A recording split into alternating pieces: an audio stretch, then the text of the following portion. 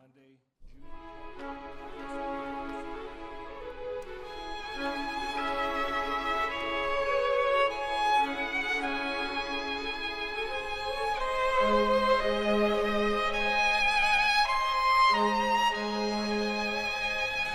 Allegiance to the flag of the United States of America and to the republic for which it stands, one nation, under God, indivisible, with liberty and justice for all. And I'm going to put something in here before approval of the agenda. I'd like to request a motion to establish a closed session upon the conclusion of tonight's board meeting for the purpose of superintendent evaluation for 2016-2017. So moved. Second. Is there any discussion? All those in favor of the closed meeting this evening, please signify by saying aye. Aye. Any opposed? Okay, so we'll do that at the conclusion of tonight's meeting. Now, can I get an approval for tonight's agenda? So moved. Second. Any discussion about that? All those in favor of tonight's agenda, please signify by saying aye. Aye. Aye. Any opposed? Okay, agenda is approved. And that brings us to recognition of students, staff, and public. And I have Coach Dele Famadou presenting this evening, Honor Finley, our 400-meter state champ, three-peat. If you'd like to come up to the podium and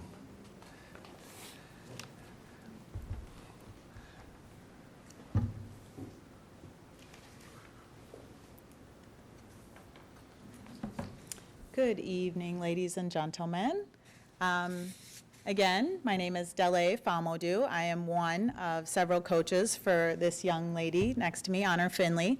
On behalf of her other coaches, Peter Sveen, Radius Guess, Neil Mortland, and Scott Etzel, who could not be here and send their regrets, I wanted to present Honor Finley, who has been an outstanding athlete for the John F. Kennedy High School girls track team, as well as an amazing student. Just want to run through a couple of her accomplishments. I'm sure I will not have an all-inclusive list, as they are great, but a few of them, just to name, is that Honor, of course, this year took state again. She is a three-peat in the 400-meter dash, and she took second place for the third year in a row in the 200-meter dash. Again, she won the 400-meter dash in the 2 years prior. Honor also has accepted a full scholarship to Kansas, where she will become a Jayhawk in the fall of 2017.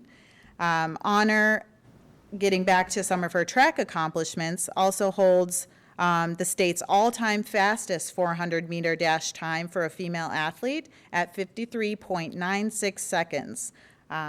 If you don't know how fast that is, I challenge you to go out there and try that yourself. In addition to that, she has a combined GPA with this record, which earned her the Athena Award this past year as a senior at Kennedy, which is a huge accomplishment. Also, to name another thing, 2015 USATF Woman of the Year, which I believe was publicized in your local paper. And she finished third as a 9-year-old in the 100-meter dash in a national competition in Hershey Track and Field Meet. Third in her age group at the USATF Championship, sixth as a 16-year-old and under 20-old in the under 20-year-old group. Not to mention, she is a 3-sport athlete, and was at her first trimester at Kennedy. I believe basketball, track, and Honor, fill me in. Tennis, that's right. And so I want to present Honor for a couple statements. I just want to thank you for my time here and helping me be successful and all the support I got from the staff here and in the district. Yeah. Honor is a few words I learned in my first year with her. She is a very humbled individual. She was a great teammate to her fellow athletes. She was captain this year. So I got to witness some of that in action as well. The coaches and I want to wish Honor the best of luck in her upcoming season at Kansas. We look forward to seeing her name, although not in a local paper, but a national one. And thank you so much for everybody's assistance and support of her as an athlete throughout the years. Thank you, and Honor and Coach, before you walk away, I do have the certificate to present to you.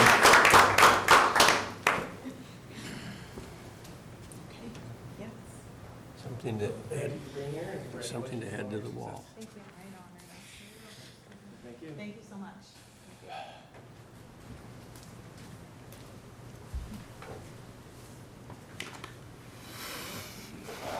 And a little fun fact, I just learned about 15 minutes ago that Coach D and I actually went to Kennedy at the same time. We didn't know each other, but I did know her brother fairly well. All right, and we are no longer in school, so there's no seniors here.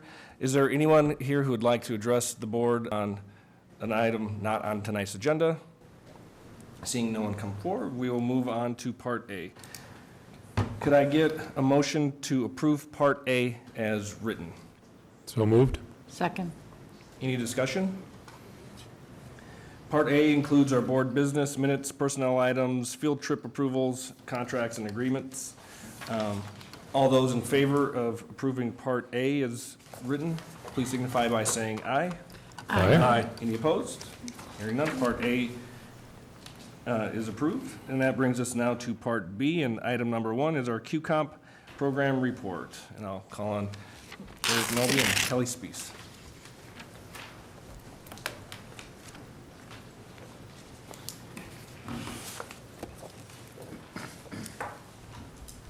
Good evening. It's hard to believe that this is year 5 of our QComp and teacher evaluation program. The picture that you see up on this first slide is the wonderful team of teachers that are working with our staff, both our mentors that work with the teachers in their first 3 years and our coaches that work with all the tenured teachers. That small group of people actually serves about 870 staff, which is pretty amazing when you think about it.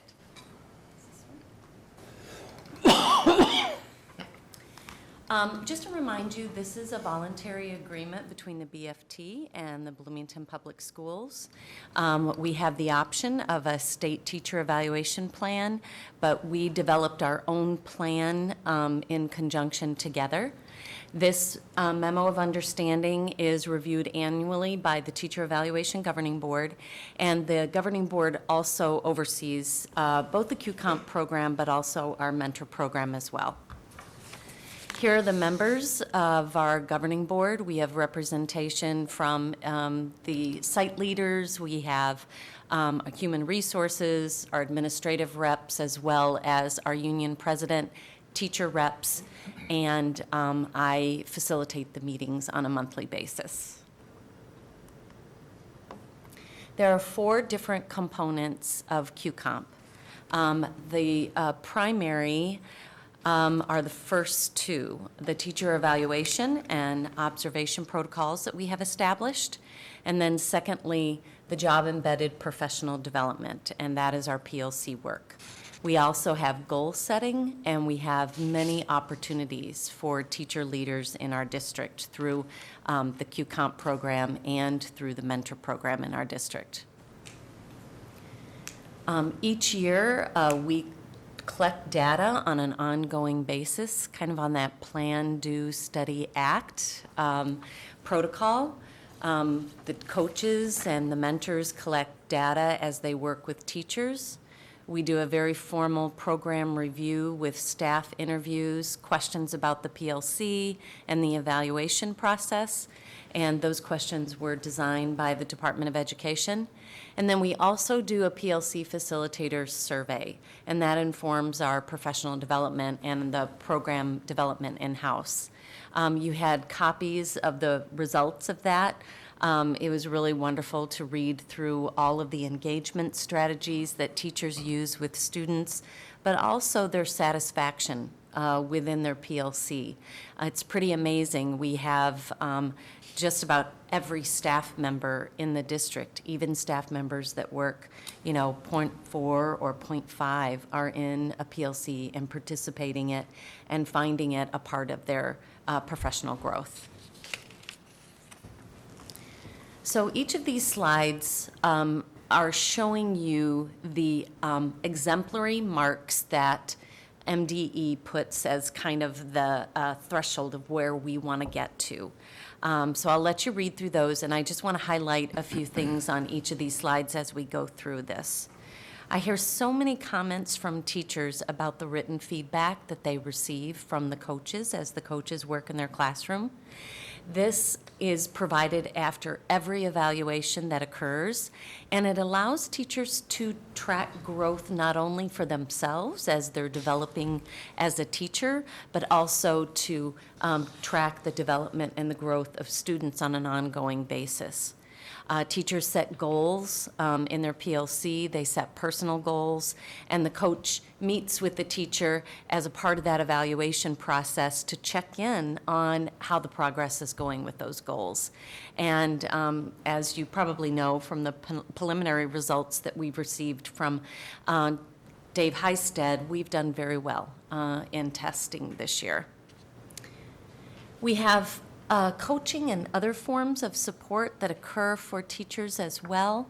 The coaches work within a site and do all 3 observations with one teacher, so they're able to do check-ins in between and also support the work of the PLC.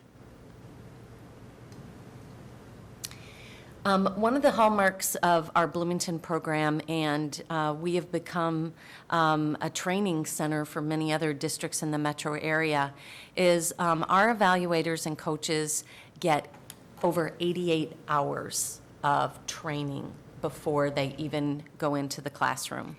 Only 16 hours are required, but we are so dedicated to having well-trained evaluators. We really make sure that that training occurs, and it occurs for every new coach, every new mentor that is hired in the district. We also have the opportunity to work with administrators twice a year on inter-rater reliability. And what happens there is we have a coach or a mentor that pairs with a site leader or a principal at a building, and they do a shared observation just to make sure that the feedback that's given to teacher is based on those indicators of proficiency that we have in our Danielson rubric, and that there's consistency in the process so that teachers have the best possible professional development through the evaluation process.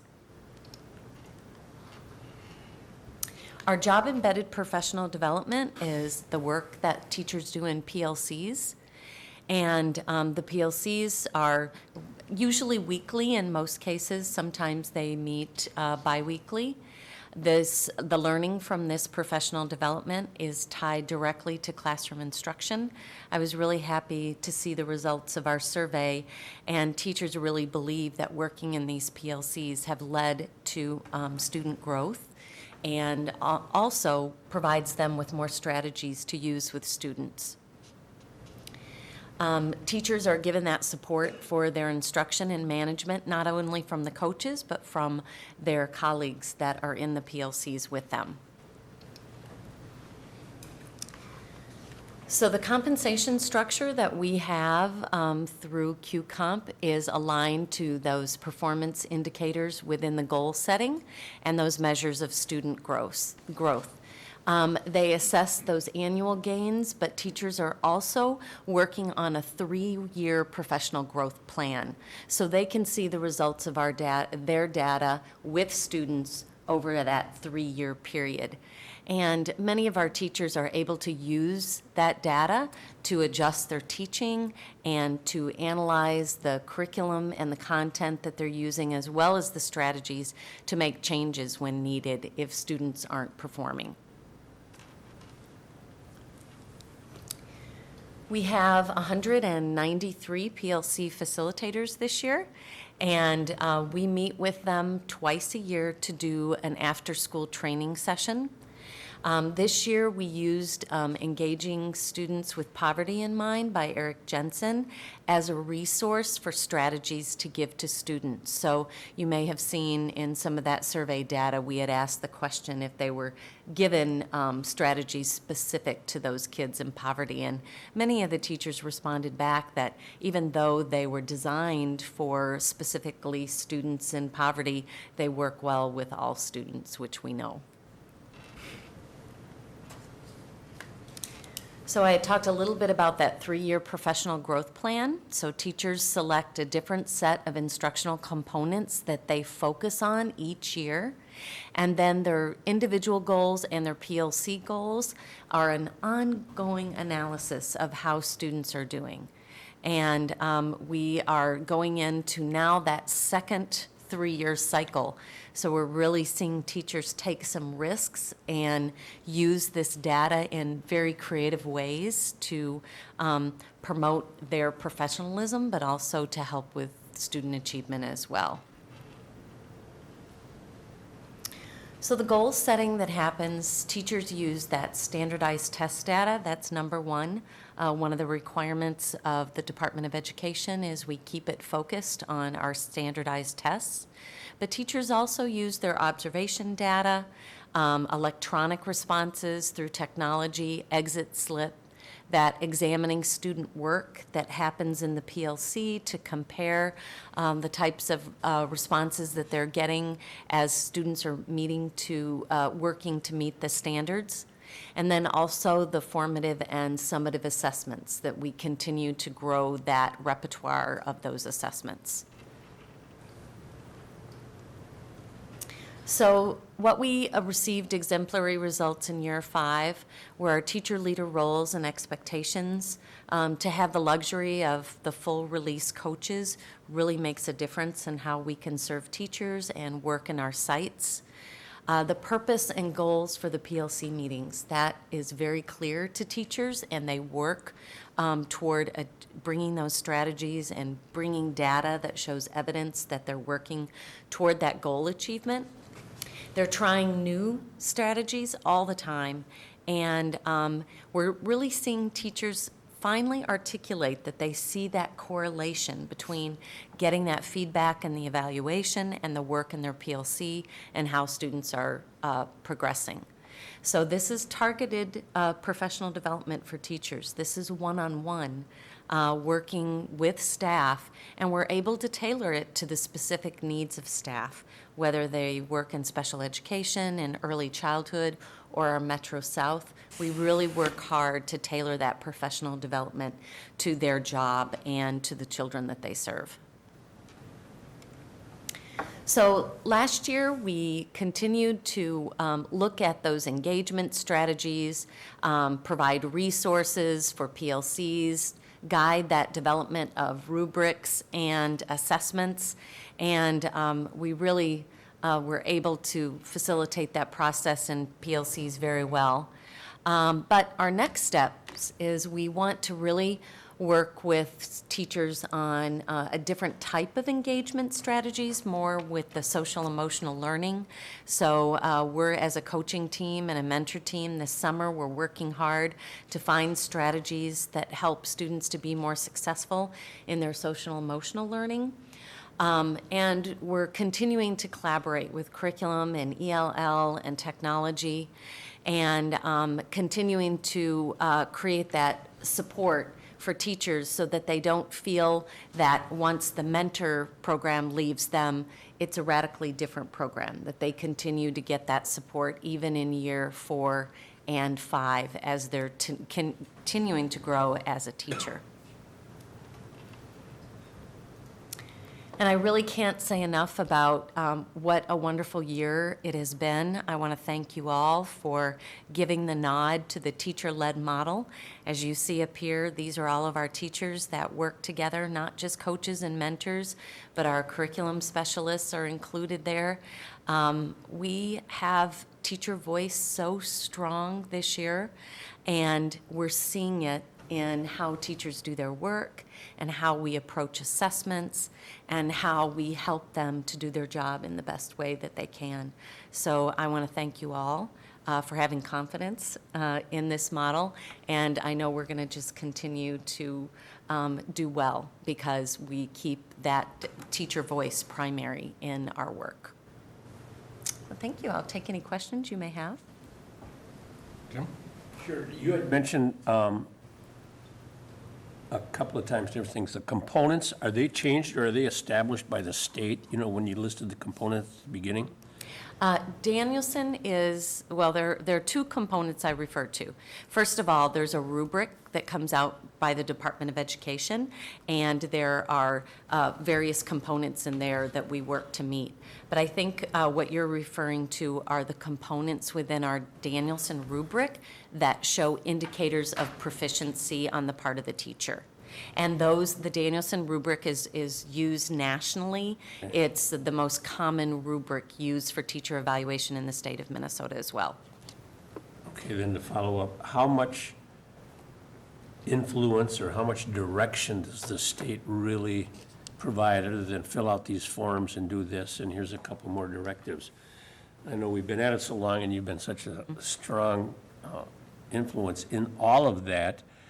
Are there still a lot of requirements and so forth that the state is saying, hey, this is to keep you all on track rather than going and doing your own thing? Well, one of the things that I really respect about the state is the expectations are very high. But there is no way with the number of districts that have Q-Comp agreements now that they have the capacity to monitor as they did when we first started. So it was a really great experience. Last Wednesday, I had Tyler Livingston, who is one of the head people in charge of teacher evaluation and Q-Comp in the state. And he came here to Bloomington to meet with some area coordinators because we had some real specific questions that we wanted to ask him about that compliance, but also about goal setting. And as we move into teachers having a desire to look at the softer skills, how do we keep those expectations high, but allow teachers to work on things like mindfulness and that social emotional learning. So in having him here, you know, he said that, you know, we're not asking for the same kind of reporting that we've asked for before, but he goes, what we're encouraging is groups of coordinators to work together and to rely on each other. Well, we have a fantastic model led mainly by Sandy Holm from Hopkins and Libby Sandvig from Edina and from myself. And we set an agenda. We meet every 2 months. We switch around to each of those 3 sites. We share the training, the Danielson training, and the cognitive coaching training to defray costs for the district. And so Tyler Livingston was so excited about what we had going on that we're going to be going to the state and helping more outlying areas put together cohorts like we have to support this work so that the Department of Education has, you know, another way to lean on good programs in different metro areas other than them having to be there and read a lot of reports that really don't give a clear picture. You know what? And we've been excited over the last, 5 years or however long it's been. It's been longer than that in getting it going. Right. But at the same time, to develop it to such a level that we are appreciated and respected by state as well as other districts. So thank you for that.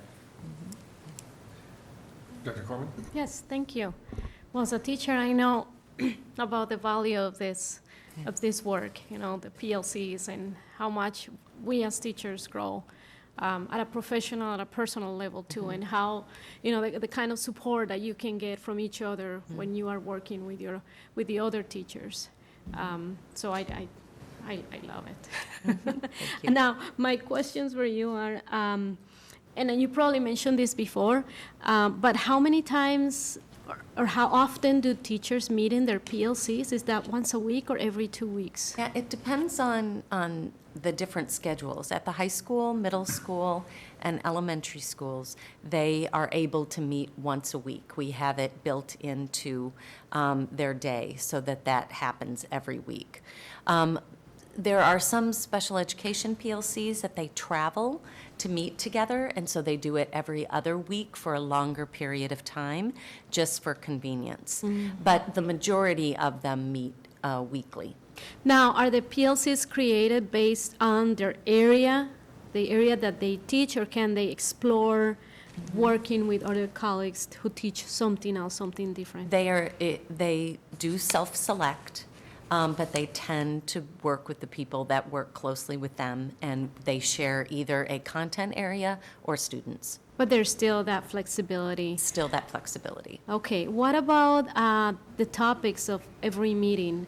How is that chosen? Who chooses those? Who brings those? Are they brought by building from their own mentors, leaders?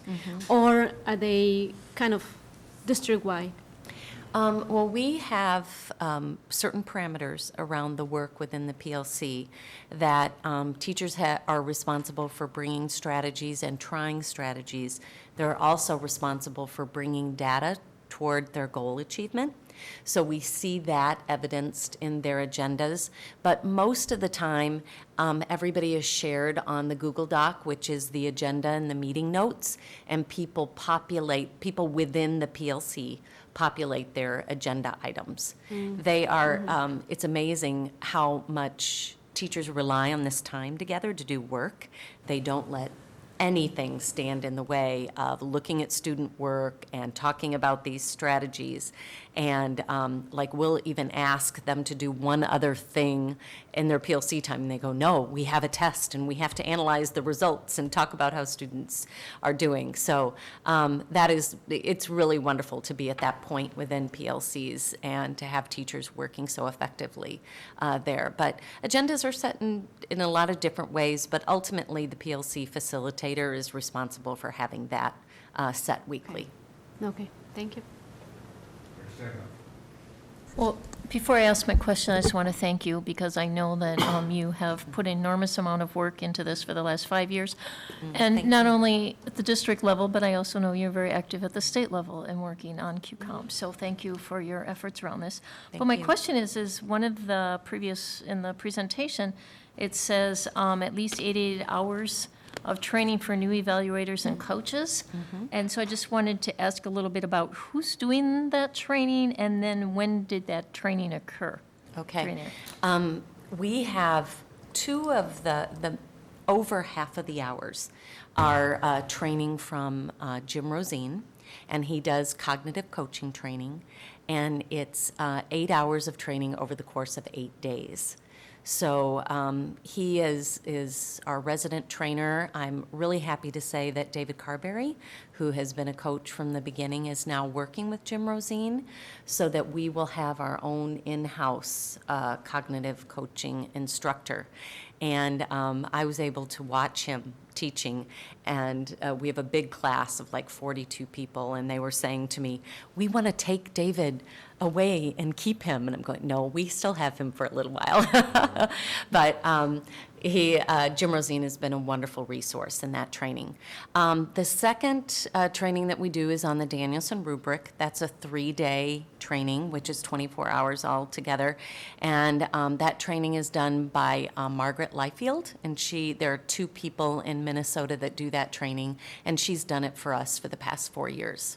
So, and we bring in people from other districts for both of those trainings. So I'm very proud to say, Rod, we brought in $46,000 in training fees last year. So I'm almost paying for my salary. Great, thank you. So this year, how many of your coaches and mentors are you losing that are going back to the classroom? Yeah, and it really makes me nervous every year when I approach, that February date where they have to report to me. But it's been very consistent. I'm one mentor, Tia Schmidt, is going back to the classroom. She'll be teaching third grade at Poplar Bridge, and she's served us very well over the past 4 years. And we have Andrew Bassani from Ridgeview. He's been a kindergarten teacher. He'll be our elementary instructional mentor. And then we have 2 coaches that have changed this year. Molly Gleisinger will be the new dean at Olson Middle School, so it's really nice to see the coaches branch out and to do another leadership position within the district. And we have Erin Griffin Boyle from Valley View Middle School, a 6th grade teacher that will be working with us. And then also we have Chris Trineri, who will be going back to Hillcrest, and Jenny Waslin Thorpe will be joining us, and she also from Ridgeview. So Steve Abramson took a big hit from for my coaching team this year, and she is a 4th grade teacher at Ridgeview.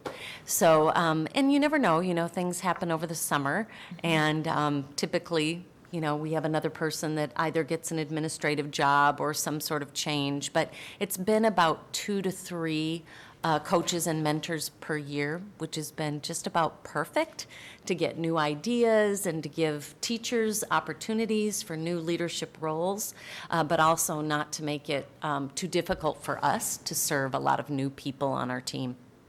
Okay, so once you have a new evaluator or coach, how long is it before they're actually doing classroom observations? I mean, will the new ones, will they be ready in September to Well, start it will be doing them? later in September. We have 2 weeks that we work very closely with them here at the district offices, just to make sure that they're ready.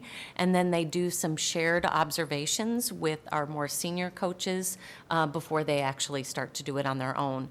But what we're finding is, now that we've had the program for so long, they've been coached and coached so well for so long that it's a little bit easier for them to pick up the process because they've been a part of it. Okay, and also when you were talking about the inter-rater reliability between the administrators and the coaches, were those, were they pretty much in agreement, or was there any difference between the 2 observations? We didn't find any big difference in the, proficiency scales and what they tended to evaluate the teachers. The difference came in is, we do this all day long, every day as coaches, and we get very good at it, very good at taking notes and very good at asking questions. And it's only, typically 30 to 40% of a principal's job is doing these evaluations, so they're not as good. And so they always say, we learn so much from the coaches because, they do it so well because they do more of it. The goal is to make sure that the feedback is very specific to teachers, and that we're not just sitting there and going, good job or good job. We want to really tell them what is good and why it's good and how it's engaging the students in the lesson. And so that's where we're at in working with our administrators and our site leaders, is how do we get that specific feedback to our teachers, and especially for our probationary teachers. That's the time in which they were really deciding if they're going to continue employment in our district, and we want to be very specific with them early on what they need to improve to either stay or to send them on their way if they're not a right fit for Bloomington. Yeah, I think the reliability is very important, because you don't want 2 people seeing the same lesson, and Exactly. one gives distinguished and the other gives basic. There's Yes. something wrong there, so it's nice Right. that there's some consistency. So Yes. that's excellent. Yes. Thank you. Thanks. Any other questions? I just have one more. I kind of appreciate Eric sitting there. So Eric, why don't you tell us about the governing board members and the process that's used to oversee the program, how often you meet and so forth.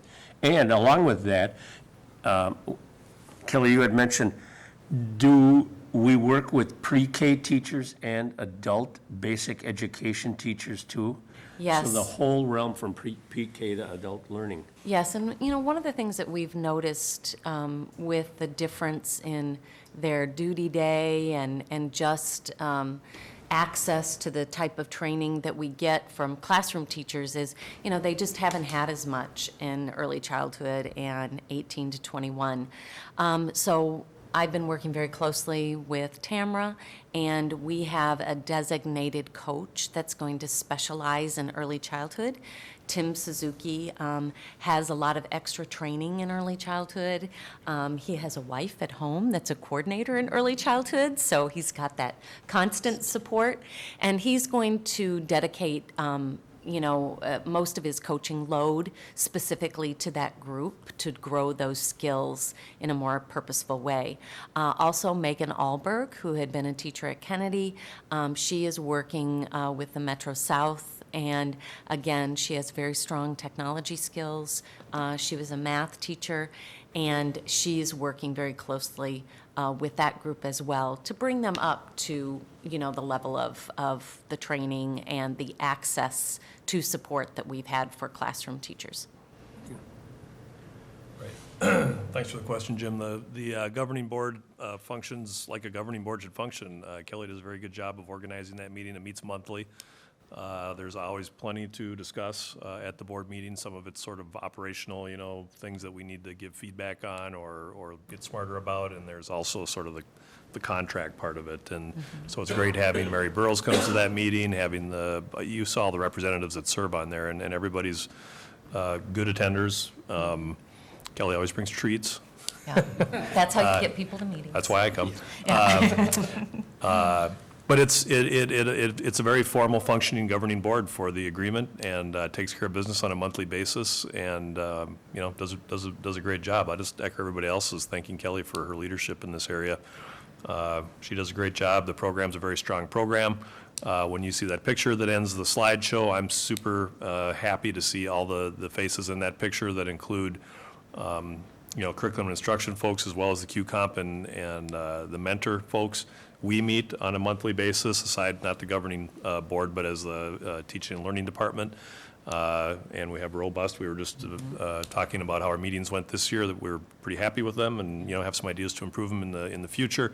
But it's just an example of the collaboration that we want to see happen and is happening. And it's powerful, because all these QComp coaches and the mentors touch so many teachers in the district. So if we can, keep them in the loop and get their feedback from buildings and from themselves, it just makes our decision-making process even stronger. So it's a good process.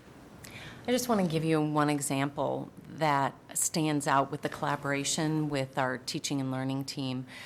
Carrie Young works with Beth Stenglein in EL, and she's done a lot of training on best practices to use with EL students so that the coaches can, help teachers and support them in that work. And we were getting a lot of opportunities to do a joint observation for a co-teaching situation. And so two of the coaches and Carrie Young worked together to develop a rubric so that it reflected the best practices in co-teaching for students. So those are the things that are happening on an ongoing basis, because we're meeting together and we're able to share all of our expertise in the areas in which we work.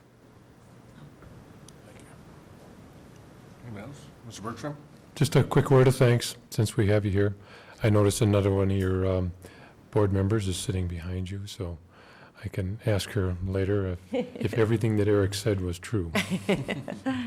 I appreciate the energy and the effort that you put into this. So that's 5 years that this has been up and running, Yes. and it's really a pleasure to watch it evolve and see it grow. So I'm just curious, the picture here, your team, they're all smiling. Was that at the beginning of the year or at the end? Actually, we were smiling at the beginning of the year. This team smiles all the time. Good. Well, I really appreciate the energy and the effort that you're putting into this. Okay, thank you. Is there a waiting list for coaches to join the team? Is there a waiting list? I always have a lot of applicants. We're very fortunate. So are you the decider? And who picks the coaches? I have a team Oh, of you have a people team, that help okay. me decide. So many of the people from the governing board. So you can talk to Ann about that. Okay. Anybody else? Okay, well, thank you Okay, for thank you. presenting this evening. And that will bring us to presentation of the proposed budget for 2017-18, and I'll call upon Rod Zivkovich.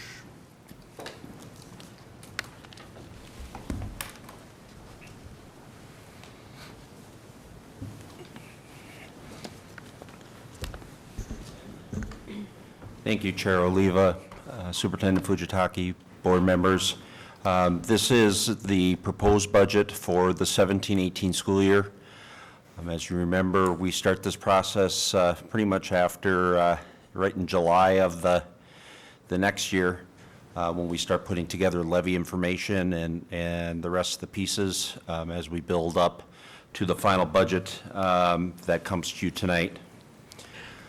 This information is to prepare you for the proposed budget. There's no action needed tonight. We'll be bringing a resolution to the board on the next board meeting on the 26th for approval of the budget. Kind of looking at it overall, you've seen this over time. We have our academic end of the district. We have the resources and the annual budget is under the financial plan. So tonight, we'll bring you the budgets of the capital and deferred maintenance budget, the debt service budget, insurance and internal services, and then our 3 operating budgets. As I mentioned, there'll be no action of the board needing tonight. We will bring a final resolution to the board for all the funds at the next meeting on the 26th. I mentioned the areas, capital and deferred maintenance, which includes operating capital, alternative facilities, which this year, for the first time, all facilities also includes health and safety. Capital projects levy, which is our technology and security. Our debt service, which is our bonds, principal and interest payments on those bonds.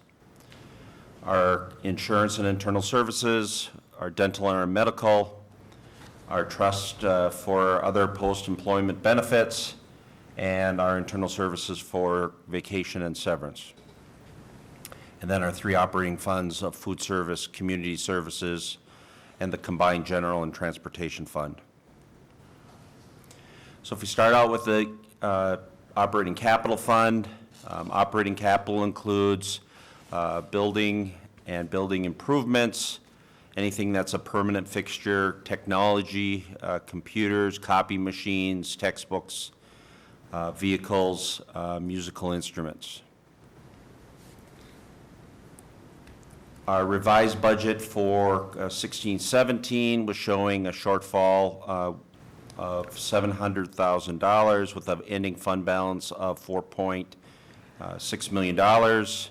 Carrying that $4.6 million into this year, we show revenues at $3.6 million, expenditures at $4.4, or spend down of just under $800,000 to bring us down to $3.8 million. Difference is a slight decline in both revenue and expenditures between the 2 years' budgets. Our alternative facilities, this is our deferred maintenance. This is the area that the board approves of $15 million of expenditures a year. You've approved many of those contracts over the last few months. They're starting the process of the Poplar Bridge this year, and then also projects at Valley View Middle and some of the other schools within the district. Just kind of an overall of all the different categories that included in alternative facilities you see here. So the budget showing that we started last year at $11.6 million, and part of that, as you'll see with this year, is remembering we bond for 2-year periods of time and then spend down those excesses over that period. So looking at it, we had $11.67 million starting fund balance. We spent down 9.1 of it, showing with an ending fund balance of 2.6 million. We sold bonds back in January, February. For the next 2 years, that's why you see the proposed fund balance, beginning fund balance at $27 million. Spending our expenditures of $15 million, showing a spend down of $12 million, or having an ending fund balance of $15 million, which is for the projects for the following year. And you see kind of the difference between the projects, and where you see a slight uptick in the expenditure end, it's more of just timing of projects between the 2-year period of time. And as I mentioned, we sold $24.6 million in bonds that are for the 17-18 and 18-19 projects. The capital projects levy, this is our capital and security. We've had this now since 2014-15. We're showing that we have a spend down of this current year, which was the last of the facility, big facility projects, which were, we dealt with the central office here, Pond and Southwood. Completing those security projects this year were the last of them. Showing a fund balance between the two areas of $1.2 million. This next year, we see a increase in our revenue. Again, remembering within this capital projects levy, it's based on our market value of our homes. With the increase in market values, it was an uptick of the actual revenue. And as you can see, we aren't spending the full amount of that increase. John and Tim are making sure that they're using it for what they need for projects and putting it away for future projects as we move forward.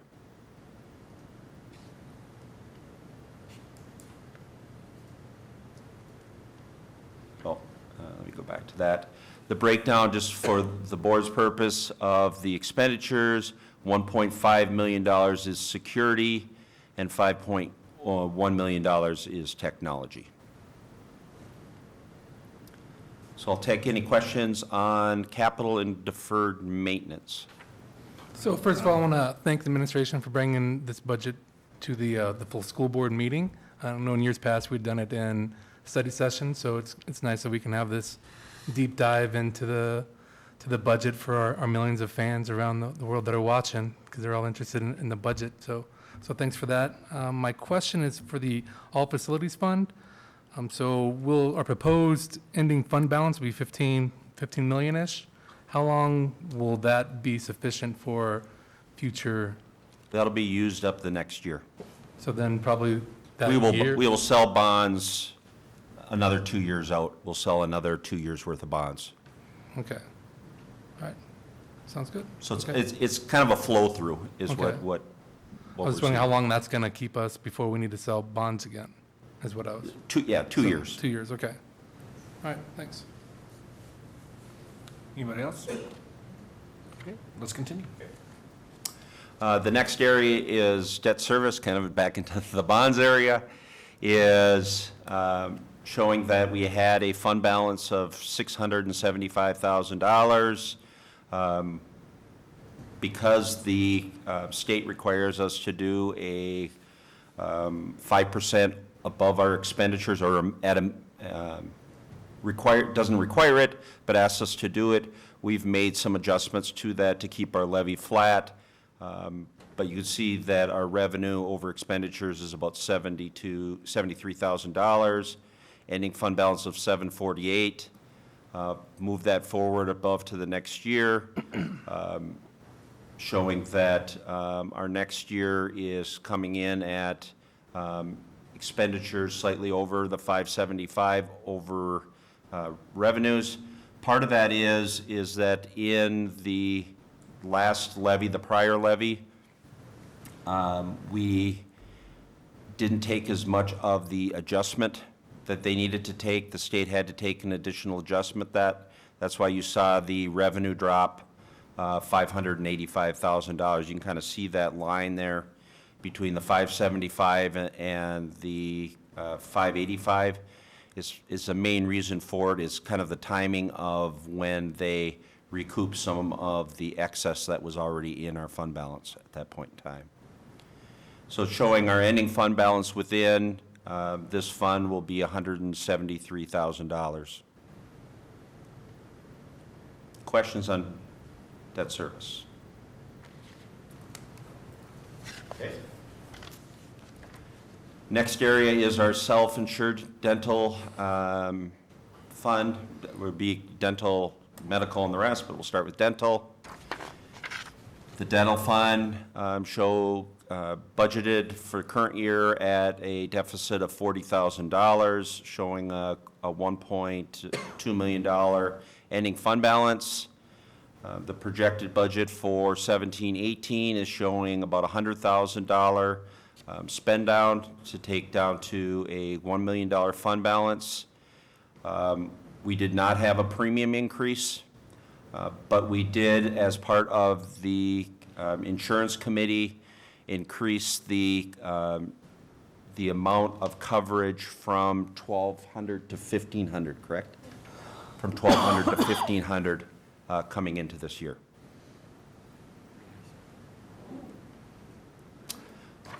Medical, projected to have a positive revenue over expenditures this year of $460,000, ending fund balance of $6 million, showing that this year would be slightly less with a 3% premium increase, which the board approved back in April of 3% for both this year, 17-18, and also 18-19. The board for 16-17 and 15-16, it was a 4% increase. So based on the trend that we've had and had a positive revenue, premiums over expenditures within this fund, we were able to minimize the premium increase between this year and the last 2 years. Our other post-employment and internal service funds, our OPEB trust, this is the bonds that we sold back in 2009 to relieve the general fund of other post-employment costs. We show that we're a spend down this year of $725,000, showing a slightly less spend down this current year. And you'll see when we get to the severance slide that we're taking a little more out of that fund rather than out of this fund in this year. So the debt on those bonds, showing that revenue a little bit over expenditures, ending fund balance of $196,000, showing a little bit additional, and as we talked about with the overall bonds, you see the same thing here is because of the adjustments that the levy had for prior bonds being at 105%. This is just taking back some of that money in this period of time. And then our internal services, as you can see, budgeted this year of spending down $400,000 of that, just reclassifying some of those dollars from the other slide, and it's being $600,000, so a $200,000 difference within that account for an ending fund balance of $5.8 million. So those are the self-insurance, OPEB, and internal services funds. Questions on those areas? I have a question. So for the medical fund balance, if we just skip back just a little bit, do you happen to know off the top of your head, I should have probably asked this earlier, what our target fund balance is for that? I mean, I know it's good because in case something catastrophic happens, we're covered. We have never finalized an exact amount in the insurance committee, but we have looked at somewhere of a 40%, so, 4.5 to 5 month type fund balance to be able to cover expenditures. Okay. And what that is you know that there's been districts that all of a sudden they do 0, 0, 0s, and then all of a sudden they have to get caught up on it where they get hit with a bad year. We've been lucky that We haven't had across-the-board bad years since the second year, back in 2010-11. We've had some high years, but a lot of those high years were on 5 to 6 people that we had in excess insurance to cover that, so it didn't impact the district as much as it would have if it would have been across the board. So are you thinking, like an ideal point would maybe be closer to about $8 million? Right. Okay. Yeah, because I was asking because I think we pay a lot of the premium increase ourselves, right? Correct. And so I was just asking if we were close, maybe we make that 2.5 or 2.75, but if we're still creeping up, And that's where I've had many conversations within the insurance committee that from my perspective is, I'm trying to balance two different funds because it is, if we're wanting to help the general fund and some of the other funds and reduce the amount because the district pays 100% of single and 70% of family and single plus one, a good chunk of that would be savings to the district also in the way of things. So it's just more of, we're trying to gradually drop the premium over a period of time to see that if we can keep it to, low single digits every year of increases, I think the committee and the rest of the group would be quite happy with that compared to some other places how insurance rates are increasing. Sure. Okay, yeah, makes sense. Thanks. So on that, with the dental, what type of fund balance would you like to see in that? I mean, we got the 1 million, I mean, is that about where, is that a good fund balance there? We have tried many different ways to work to spend those down, and that's one of the things that we did this last time with the insurance committee, was to have increase the amount per person to $1,500 to kind of drive it down. Originally, some of that was built up to help support this fund. Now that this fund has matured and is at a place that it's strong, we can work on trying to combine the two of them to get them both into more in line with each other. Well, I'm sure all of our employees enjoy the 0% premium increase. So that's good. The increase of 1,500.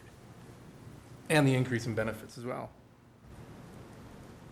Yes, if your kids are getting braces, you really, Better get on the or if you policy. are getting them for yourself, you appreciate the 1,500. Doesn't count. Okay, thank you. Other questions? Now on to the three operating funds. The first one, food service. Food service, really not a significant change in what we proposed in doing in assumptions. The only thing is that there's a proposed increase in meal prices of 10 cents.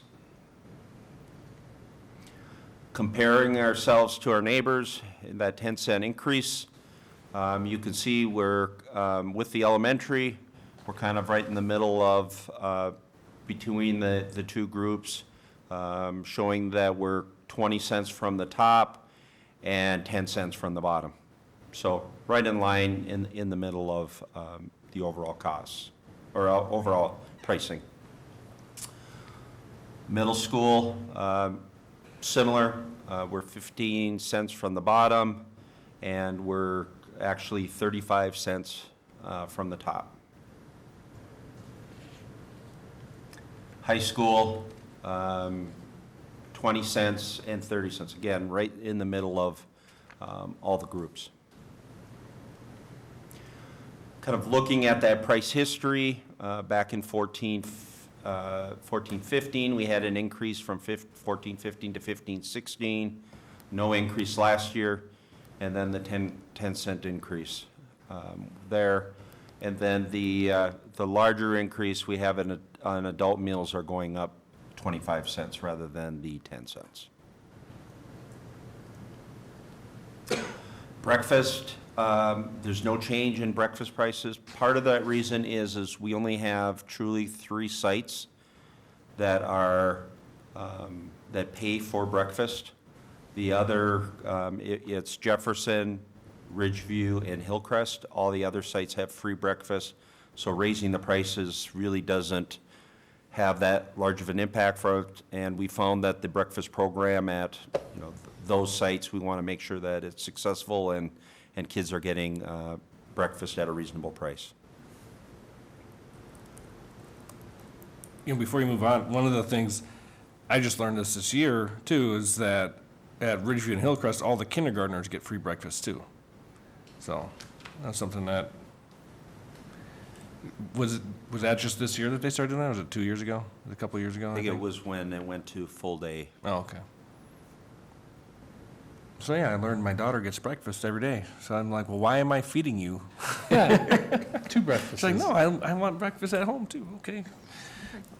Great. So if we look at what the proposed or revised budget is for this year, it's showing a spend down and fund balance of $122,000. With the price increase, lunch price increase, showing $150,000 spend down this year. And mainly, the revenues are just trying to cover the additional expenditures between the 2 years. Questions on food service? Dr. Sorrell? Do we have any statistics that talk about the number of students that bring their own lunches, to elementary, middle school, not so much high school? And then the number of adults that participate in the programs too? We They've gotta have that it information. somewhere. We have to submit it to the state for reimbursement, so I don't have that information with that's me, okay. but we have that information. At least we have who's participating. Yeah. I guess we have that. We don't have if students are bringing bag lunches or what they're actually doing. It becomes more challenging when you get to the secondary levels because of the à la carte. And what addition, if they're taking additional lunches or Okay. different pieces like that. So when you're looking, just to follow up on Jim's question, when you're looking at the participation rate, is that consistent over the years, or is it declining or increasing? Do you have any idea? It's been pretty consistent. I mean, you do have less participation at your secondary levels, especially high school. But it's been pretty consistent over the last few years that we've tried to do some things to help promote. Some of the challenges have been with the new federal legislation of what we can serve, how much we can serve. We've tried to be creative with that and try to give a meal the kids like, but without just giving them the same thing every single time. Didn't those federal regulations just change? No, they're still in Thought place. this hasn't approved yet?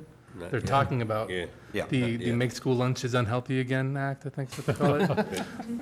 Anyway, so the 10% or the 10-cent increase, what would the revenue be if we didn't do the 10% increase? 10 cent. No, I mean for the total revenue. It would be about $45,000. Okay. Well, 'cause I look at this fund, and my concern is that we're always spending more than we're making in this, and I know that, raising prices isn't gonna fix that. So what's the solution? Do we just keep on overspending until we deplete our fund balance and then have to transfer from the general fund, or is there? We try to keep finding ways to be creative and providing the best lunches we can for Okay. a reasonable price. Because only about half of our students are full price, right? So About about 40%. Okay. So it only affects those that are paying, so Yep. And it's interesting because at the secondary level, especially high school, the reimbursement for free lunches doesn't cover the cost of lunches. It does cover it at the elementary level, doesn't at the high school level. they get bigger portions, but no Yeah. more reimbursement? So it's creative. We keep looking at it. It's trying to find better ways of doing it, creative. It's kind of, it's similar to transportation. I mean, we have to feed the students, we have to get the kids to school. We've reduced staffing, we've tried to do it, but we also want to make sure that the kids have plenty of time to eat, so that we're not, having them long lines and they have 5 minutes to be able to eat their lunch. Well, I do a lot of volunteering, serving in lunches, so I eat a lot of school lunches, and I love the school lunches here. So I'm one of the people that likes them, so a lot of fresh fruits and vegetables, so. And chili. And for $3.85, I But mean, when you it's, volunteer, it's free. oh, So okay, make there you sure go. the millions of people that are watching, that you know that if you volunteer, right, there's you a get a good free point. lunch for it. Yeah, I remember going to my kids going like, for $3.60, I should come here every day. This is the deal. So is part of the issue that we have the fact that we don't do reduced price? If you're on free reduced, it's just free? No, I mean, if it's free and reduced, there still is payment for some of the free. Right, but so like, if a student could qualify for a reduced price, so maybe they would only, I guess I don't understand how free and reduced works, because my understanding is if you qualify for, like, some people would qualify for free lunch, and some would only require for a reduced price, but instead of paying $1, we give it free to everybody, is that? Yeah, no, I think what it is they changed the legislation recently, within the last couple of years, that it's all free, even Oh, if you're okay. free and reduced. Oh, okay. Then they should just call it free. But that's my opinion, I guess. I can run for state legislature. And the- Who chooses that? Platform right there. Yeah, that's my Free lunch for platform. everybody. All right. And part of this spend down was discussed with the board changing the fund balance goal of being a percentage of expenditures in food service versus being a flat $1 million amount. Was it like 12%? Trying to remember from back then. Yeah, I think it was Something like that? something, Okay. something in that range.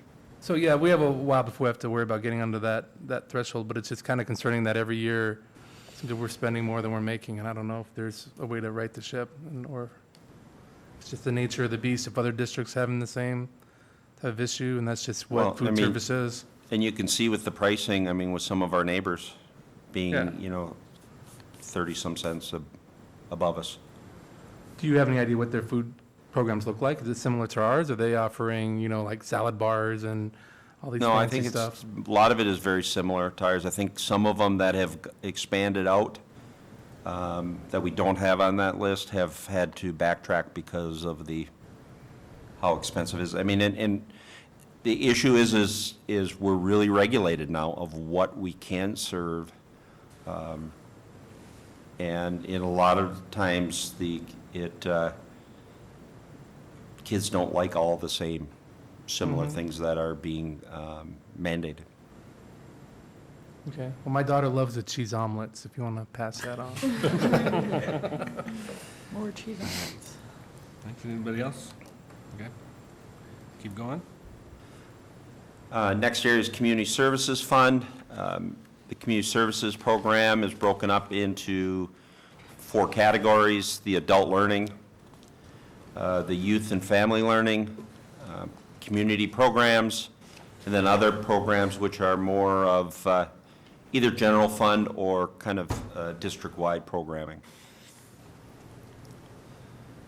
If you look at the projected revised budget for this year, was revenue was to oversee expenditures by $627,000. The budget for this year is showing a spend down of almost $96,000.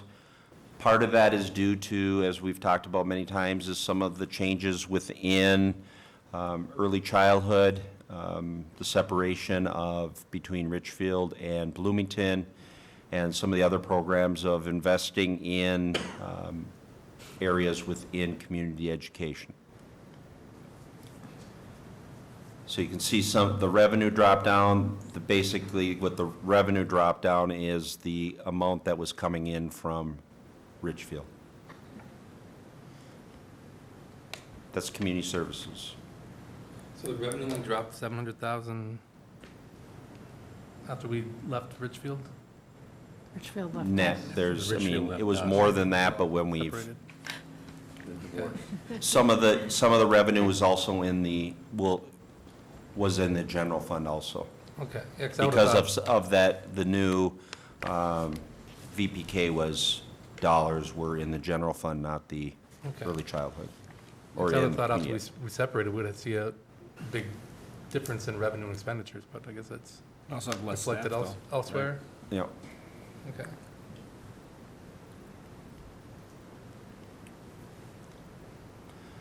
General fund and transportation. If we look at revenue, revenue is $133 million. 74.4% is state, 20.4% is levy, and then you can see federal and other. Just another way of looking at it, state is your formula revenue, special ed, and then other areas. Your levy, the operating referendum, safe schools. Federal is title, special ed. And then other, which is our fees, any interest, tuition, other contributions. So our biggest piece is our budget, our state formula. So we look at our number of students. We're showing between 17-18 and 16-17 a slight decline. You can see we had projected 458 weighted pupil units here. We're down about 200, where we're only dropping here about 120 in the way of actual ADM count. Mainly the numbers on the secondary, which we saw that we picked up. It looks like we're projecting similar increases as prior years, not like we had last year in the way of those categories. So we could have some room, enrollment could be better, but at this point in time, based on this budget this early, we're planning with prior than 16-17, how the enrollment came out. The dollars per student, the state approved a 2%. So kind of looking at what that impact is, you kind of see going back to 14-15, between 13-14 and 14-15, it was a $1.5 million increase, a $2 million increase because of that large jump in enrollment last year. 3.1, with the drop in enrollment, the formula is only going up $234,000. Just another way to look at the overall, you can see that our allowance and special ed is going up about $1 million. Our other areas going up about $700,000. Levy, $1.5 million. Federal, slight drop, and part of that drop is coming from the special ed. We're paying for tuition to like 917 and the rest with our federal dollars, and the state handles that, so you're seeing a drop in those dollars between the federal revenue. So they take away the revenue and they take away the expenses. And then our other local is slightly down. So it shows that our expenditures overall between are up slightly at about $900,000, or revenues are up about $900,000. Expenditures are $135.7 million. Instructional is just under 50, and that's just general instructional. Special ed at 22. You see administration at 4.3, and district support at a 1.0. Just kind of looking at it in a different way and kind of give you a little background of what's included in those numbers. The regular instructional, special ed, and vocational combined. Instructional and student support services are your assistant principals, media, safe schools, psychologists, sociologists. You see operations, transportation, administration, and then district support, and then other. Always like the category other. Just, This is something we started back, well, it had to be about 2007, 2008, when the state was talking a lot about that you needed to have 70 to 80% dealing with the classroom. We've just kept this going forward. But what this shows is where we believe that we're directing dollars to the classroom out of this budget is 86.2% of the total budget is going to the instructional area, or has some ties to the instructional area. So looking at our overall budget, the current year, we started with a $13 million fund balance. We're showing a spend down of just under $1 million, ending up with $12 million ending fund balance, or 9.1% of expenditures. Carrying that forward, we're showing a spend down of $2.7 million this year, $9.4 million ending fund balance, or 6.9% of expenditures. Looking at the difference, we show that revenue is slightly up, $866,000. Expenditures are up $2.6 million, or the net of 1.73 additional spend down on fund balance. Questions on general fund? Just a quick one on the ending fund balance. We have, the board's told the district you can't go lower than 5%. Correct. What number? Just under $7 million. Okay, so if you look at ending fund balance after the 9, if you went to the right, if you stuck a 7 in there, that's, right now, that's as low as you can go. Right. Okay. So another year of the same type of spend down would take us down to the 5%.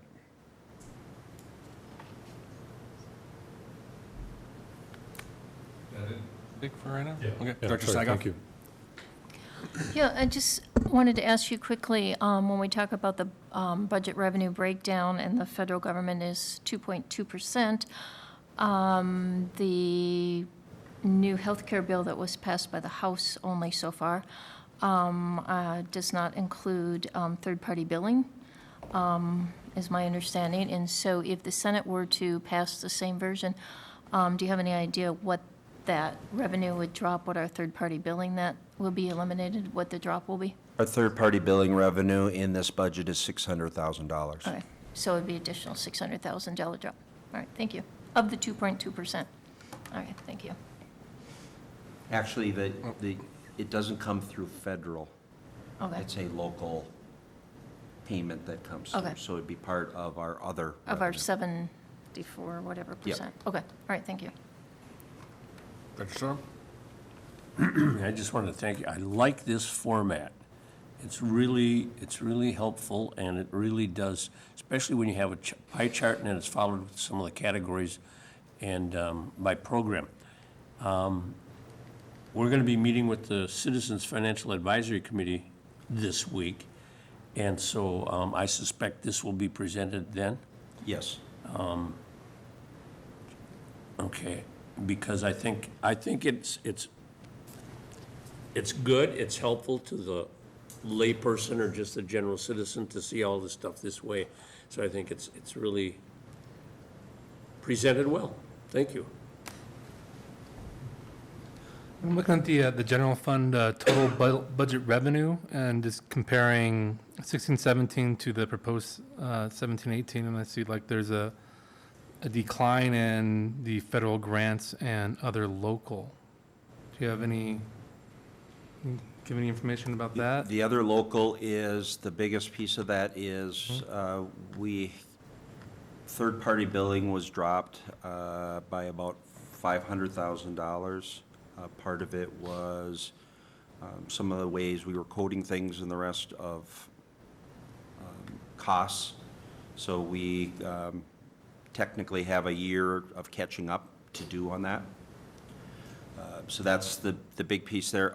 Also, the other area decline is that, as I mentioned earlier about Richfield and their VPK, it was about $800 and some thousand. Okay. That was also a reduction in that area. Would that be the federal grants? No, No, that's that in wouldn't the be federal. other. That's other, okay. Okay, and the federal grants? And what the was- federal is, as I mentioned earlier, is the paying for tuition out of federal dollars versus local dollars. Okay, And by doing that, we also reduce expenditures on the other end. okay, all right, okay, thank you. Mr. Chair? Just a quick one for you, Rod. You had mentioned, you don't have to go back to the slide, that the budget was based on 2%. Correct. Okay, am I right saying that the current rate of inflation is 2.5, 2.4? Yeah, I would say 2.5 would be a fair estimate of what inflation is. Okay, so we're fortunate to get 2 and 2 this year from the state, but the current rate of inflation is 2.5, so Right, and- we're kind of inching backwards. Yeah, and also too is, maybe looking at it from this perspective, is you look at, of our $133 million budget, 70 million of that is what we're talking about, that 2% increase is. So it's about, 70% of our budget, 60-some percent of the budget. So really, you're not even talking 2%, you're talking maybe 1.3 to 1.4% of an increase compared to the 2.5. Sure, okay. Just makes it that much more interesting. Correct. Thanks. Can I just say one other thing? On that note, we've all seen numbers on not only this year not keeping up with the inflation, but like the last 10 years of the state not keeping up with inflation. So do you have, I think the last I saw, we're about 9% is the shortage. Is that what over the last decade of the gap between inflationary costs and? I'd have to look at that, but I think that was similar to what we showed when we talked about it before. Okay. I had it at 9.5, $626 a student. So, Let's call it 8 and 10. it's not just keeping up this year, it's the repeated not keeping up for For a decade. Since Right. '03, many years. yeah.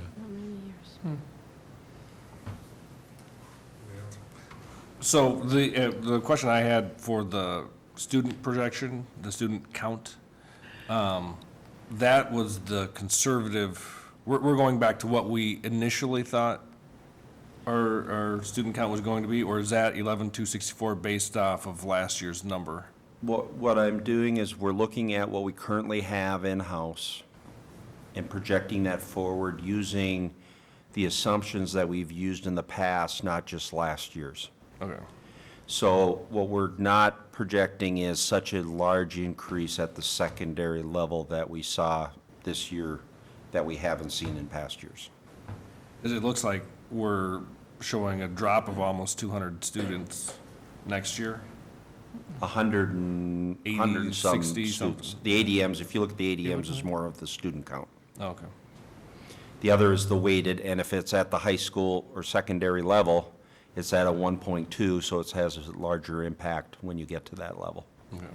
But that's sort of what we're thinking is the bottom, the floor? So we're I hoping it'll be above I would that? hope, I would hope it'd be the floor. All right, yeah, I guess that's what I was getting at, is that our assumption is that's gonna be the worst-case scenario. I think is you look at of what we've seen with some other districts in the way of projecting of enrollment recently, the things the troubles they're having, we're making sure that it's a reasonable enrollment projection number. Right. Yeah, I mean, if you look back to 14, 15, it does make sense. If you say 11,038, 11,159, 11,264, that makes sense. Where you go from 11,159 to 11,450, that seems like the anomaly. I'm just wondering if that 264, we're hoping it's gonna be closer to like 300, 350, 11,3, or we don't know. Or we're I just would saying say I 1, would- 2, 6, 4. I would hope it would be. Get your crystal ball out. Okay, all Just right. looking at the green Just line. getting there, just getting there, okay. Thank you, that's all. I'll tell you on question October 1st. I have. Okay, October 1st. I'm You asking have that for on the calendar? 10,500. October 1st, we're getting, what time, 5 PM, 7 PM? Okay, thank you. Any other? I think that's We'll it. bring back a resolution at the next board meeting. Yeah. Thank you. Okay, thank you. Okay, that brings us to number 3, approval of employment agreement extending the probationary period for a teacher. We'll bring Mr. her- Chair, be it resolved that the School Board of Independent School District 271 approve the employment agreement between the district and probationary teacher Amy Anderson, extending her probationary period. Second. Okay, we have our Director of Human Resources, Mary Burrows, to present. Okay, Chair Oliva, Superintendent Fujitaki, and members of the board. This is a person who is in a long call that would put her into a continuing contract, and they can't be. So we're bringing forth a resolution to say that she's not going to be tenured in that long call position. Is there any questions? We've seen some Except of these that before. it's Executive Director of Human Resources. What did I say? Director. You demoted her. I apologize. Not that it's big. You knew what I meant, right? Doesn't matter to me. Okay, thank you. I'm just being All those in favor, please signify by saying aye. Aye. Any opposed? All right. Okay, and then that brings us to number 4, 2017-18 vendors and rates for district insurance, workers' compensation, and other. Mr. Chair, be it resolved that the school district of Independent School District 271 approves the vendors and the rates for district insurance for the 12-month period from July 1st, 2017 to June 30th, 2018, per the attached memo. One, RAS First Dakota Indemnity Company for workers' compensation insurance policy. Kraus Anderson Insurance for workers' compensation claims management and loss prevention program. Number 3, Markle Insurance Company for blanket accident policy and special risk for registered volunteer workers. Number 4, Travelers for fiduciary liability for self-funded health insurance plan. And number 5, Hartford Fire Insurance Company for the ERISA bond. And be it further resolved that the School Board of Independent School District 271, per its organization meeting last January 9th, 2017, once again authorizes the superintendent or his designee to execute documents within the authorized budget as appropriate to the daily operations of the school district. Second. Okay, Chair Oliva, Superintendent Fujitaki, and members of the school board. These are the annual renewals for the policies that we brought forward today. Some good news, our workers' compensation renewal decreased by 5.2%. We put that out to bid, and the organization came back with a really competitive bid. Plus, we did decrease our mod rate to 0.96.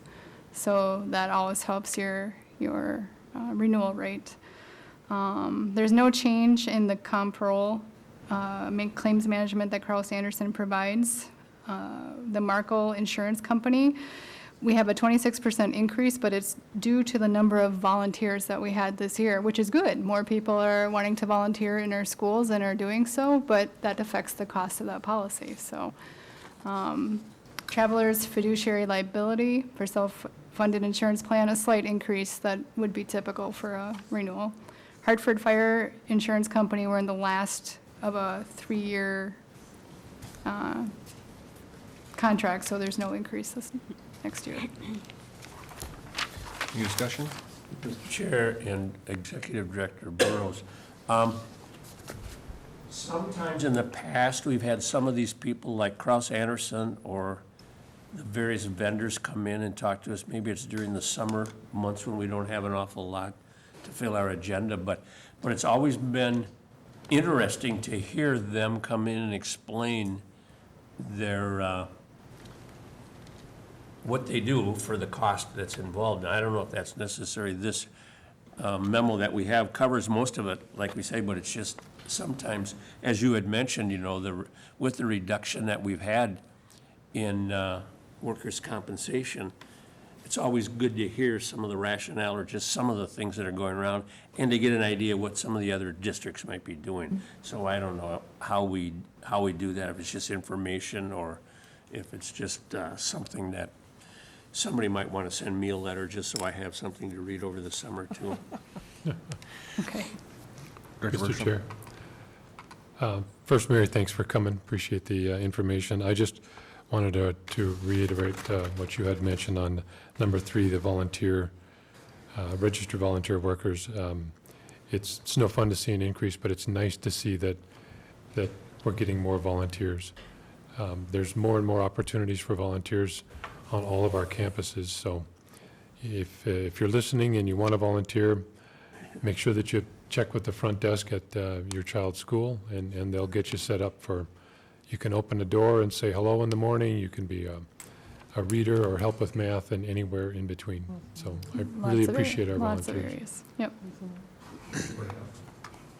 I just want to point out for people that are maybe listening but not following along with the actual contracts, that the 5.2% decrease of about $34,000 more than makes up the $400 increase of 26%. Exactly. For the volunteers, or the $100 increase on the self-funded insurance plan from travelers. So I know sometimes when you say, 26% increase, but when you're talking that small amount, I've had my car insurance go up by that much before, so. So thanks for bringing this to us, and all those in favor, please signify by saying aye. Aye. Any opposed? Okay, thank you. And then that brings us to policy review. We have a bunch of them, and I think, Tom, you're gonna read most of these? I'll read all of them except for the last one. All right. Okay, so, be resolved, the School Board of Independent School District 271 approves the revised policy 410, family and medical leave. Executive Director Burrows, what can you tell us about this one? And we did get a second in there, sorry. Okay, Chair Oliva, Superintendent Fujitaki, and members of the board, this is a policy related to the Family and Medical Leave Act. It does mirror the MSBA policy because it is a mandatory policy that all schools have. The changes that have occurred are updates to the military leave language that had changed from the last time that you had reviewed it. Any questions? Okay, all those in favor, please signify by saying aye. Aye. Any opposed? Okay, here's the next one. All right, be it resolved, the School Board of Independent School District 271 approves the revised policy 450, professional staff development. Second. Can you tell us about this one?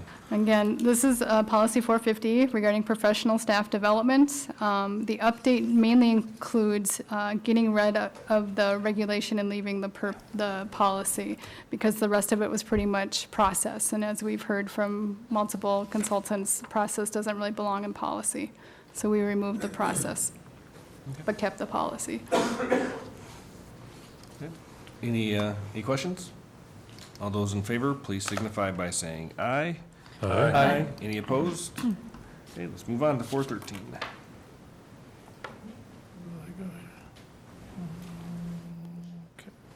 Did you lose it? I'll read this one. Be it resolved that the School Board of Independent School District 271 approves revised policy 413, harassment and violence. Second. Oh, we have a new Have a new face here? face. So, what can you tell us about this? Mr. Kubus? Chair Oliva, Superintendent Fujitaki, School Board Viewing Public. This is Policy 413, Harassment and Violence Policy. This was ready to come to you back in February, and then we postponed it as we got some input from some of our parent groups.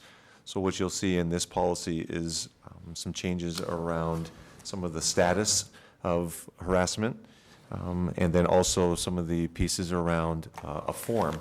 And so in the previous policy, there was a paper form that existed that was supposed to be filled out by a student or a family member when they felt that they were being harassed.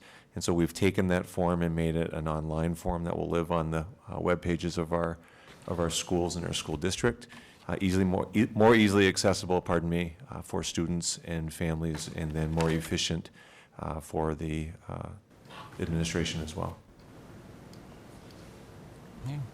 Any questions?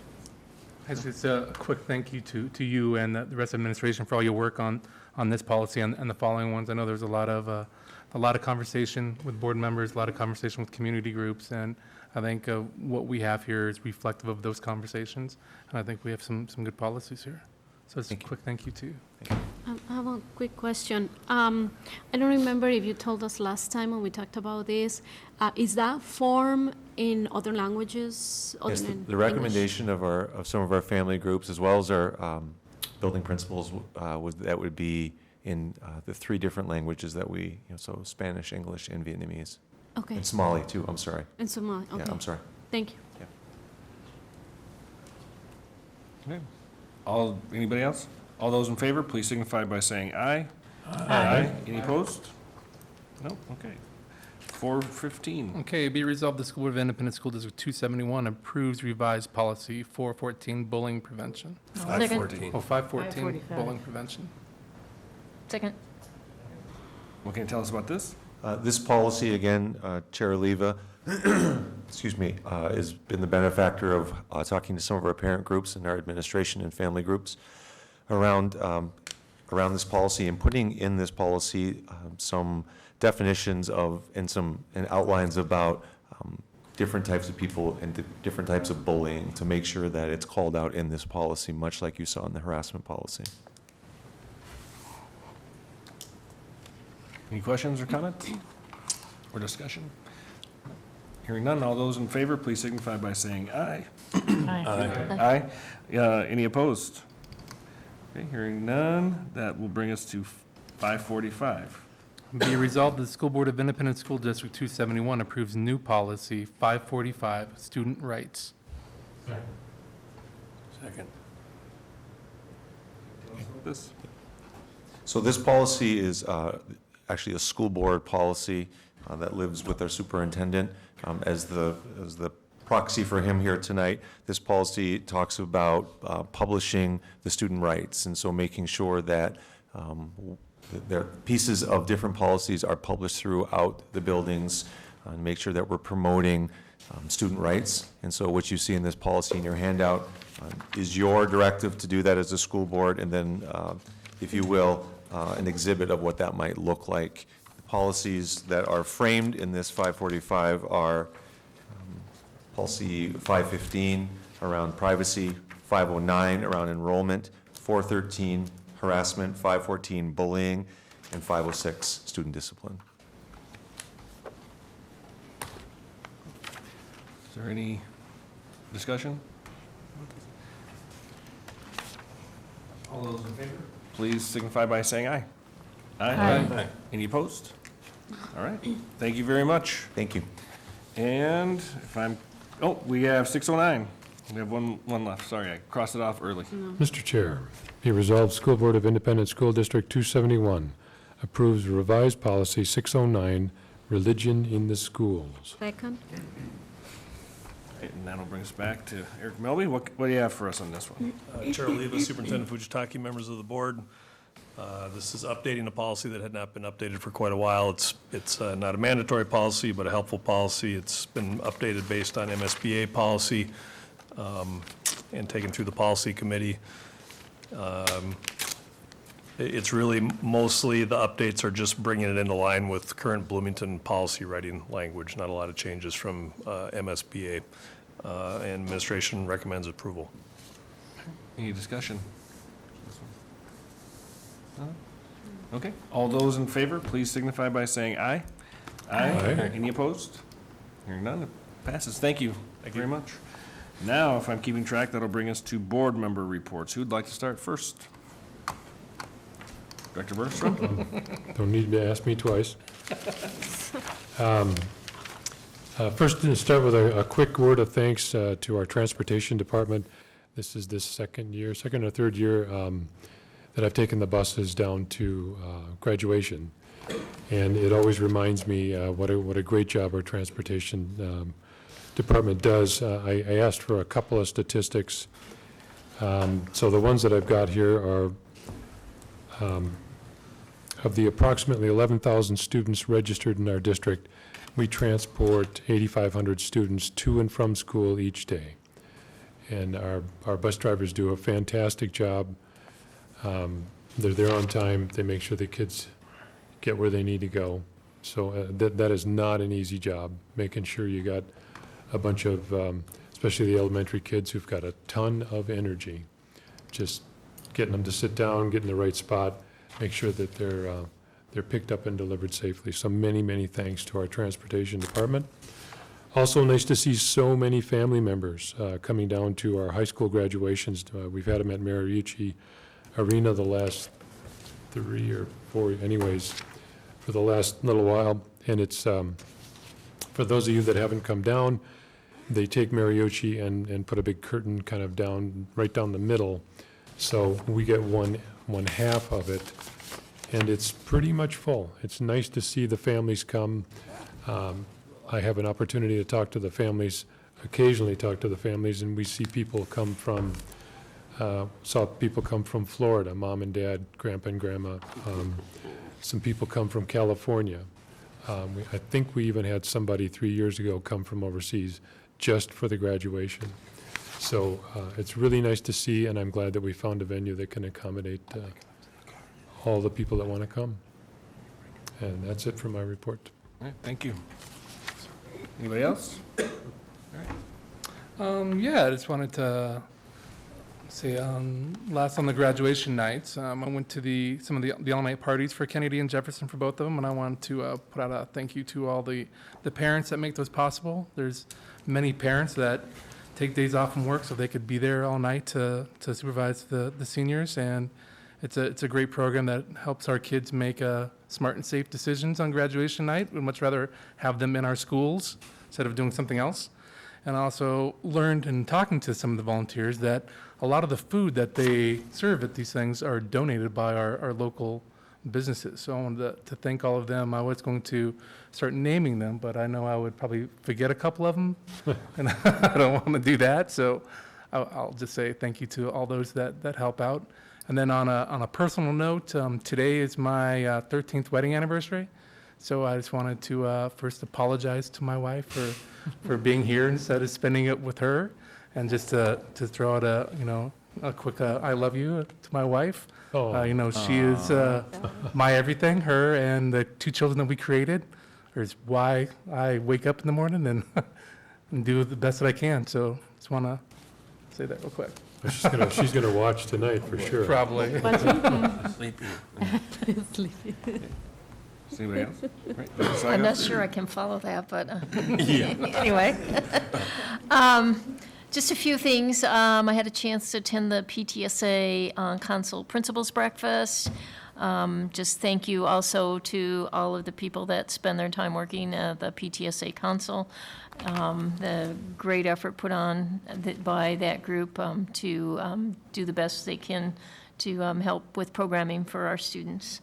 And also, I had a chance to attend the Olympic Day at Olson Elementary, the 5th grade graduation there, and also their kickball game that I guess is an annual kickball game between the 5th graders and the staff. And also just want to say thank you to all of the parents that come and volunteer at all of those events too. And also had a chance to go to the all-night parties after graduation, and it was a great time to see all the kids there and their parents all having a great time. I also visited the community ed campus, and the staff from Adult Basic Ed gave me a copy of a book that is put together by, it's statewide adult basic education groups, that it's a collection of writings from people across the state that have been involved in the adult education. And so it's very interesting. I haven't got through the whole book yet, but some of the things are like the first time I saw snow, coming to Minnesota for the first time, and those types of articles. So it's very interesting. I will be happy to pass it on to you guys when I'm finished with it. And I also just wanted to add one note when Director Burson was talking about the bus. Since we all rode the bus to graduation, a student next to me, when we were getting off, I heard him say to someone, and this is the last time I will ever ride one of these. And I said, don't be so sure about that, I'm 58 years old and I'm still riding the bus here with you. So, that's it, thank you. Never say never. Director Storm? Go ahead. Oh, I just wanted to mention that a few of my board member friends and I went to the Bloomington Transition Center graduation, and that was a good experience. Kids are really excited to be there and to graduate. It was good. And to make their presentations, it's always fun to hear them. Yeah. I just want to say ditto for everything that's done. One of the joys of being on a school board at this time of the year is post-graduation, and all of the concerts, the choirs, the music, and the events that the schools all have. These last 2 weeks have just been really exciting. I'm glad I was able to have the time to go see them. In the past, you had to take vacation time in order to enjoy all these activities, but now that I'm older, I can just go there all the time and interrupt. Sure they appreciate that. Okay, so for me, I want to also thank everyone for making the Kennedy and Jefferson graduations so wonderful. To piggyback on what Director Steigoff had said, I'd never imagined when I graduated from high school that I would be the one, and Arlene Bush signed my diploma, that I would then one day be the person speaking at the podium for the Kennedy graduation. So thank you to my fellow board members for affording me that opportunity. Metro South graduation is this Thursday, want to mention that. Was able to volunteer at Field Day for Ridgeview, where the faculty destroyed the fifth graders once again in the kickball game. I believe the final score was 9-3, could have been 7-3. But I think it was last year or the year before, the fifth graders actually beat the staff, and it was like they had won the Super Bowl. Also, I attended the Kennedy Community Alliance recognition event. I don't know if I mentioned that last time, but that was a wonderful event. The Community Alliance, they have the pantry there, and for instance, one of the things, they told some stories of some of the things that they do there. They had a student that came to school and said, we couldn't stay at our house last night. I'm wearing the same clothes from yesterday.